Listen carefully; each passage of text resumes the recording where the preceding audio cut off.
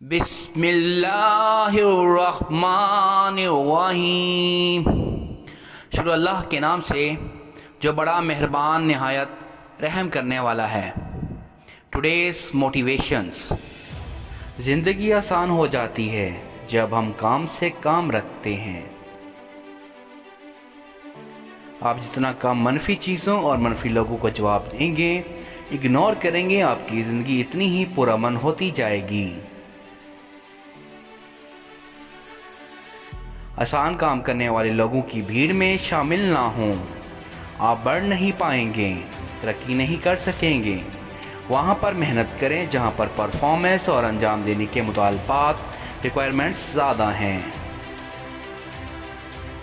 سب سے بڑا روگ کیا کہیں گے لوگ؟ ابھی جو کچھ آپ سوچ رہے ہیں، اگر یہ سوچ آپ کے فائدے میں نہیں ہے تو کیا اس سوچ کو بدل سکتے ہیں؟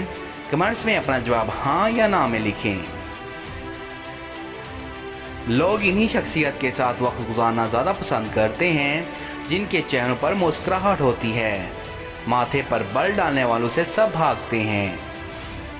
Smile please, مسکرائیے۔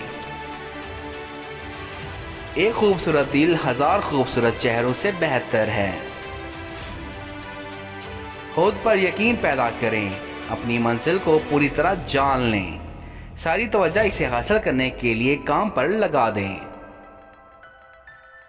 گناہگار کی عاجزی عبادت گزار کے غرور سے بہتر ہے۔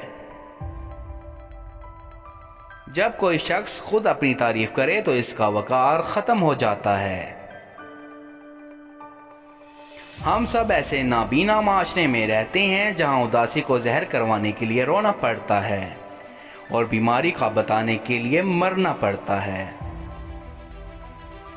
اگر انسان اپنی انگلیوں کا استعمال اپنی ہی غلطیوں کو گننے کے لیے کرے تو دوسروں پر انگلی اٹھانے کا وقت ہی نہیں مل رہی۔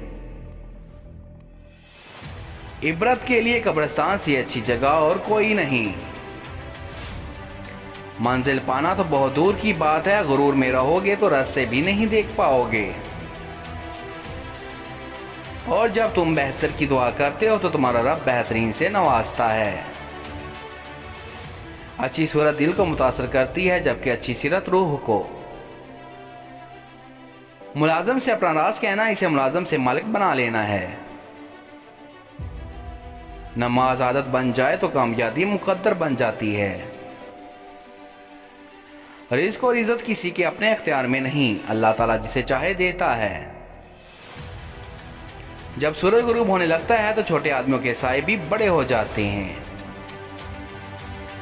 زندگی کی سب سے خوبصورت بات، اس میں کچھ بھی مستقل نہیں، نہ خوشیاں نہ غم۔ زندگی ایک بار کی پیشکش ہے، اس لیے اسے اچھا اور خوب استعمال کریں۔ اللہ حافظ۔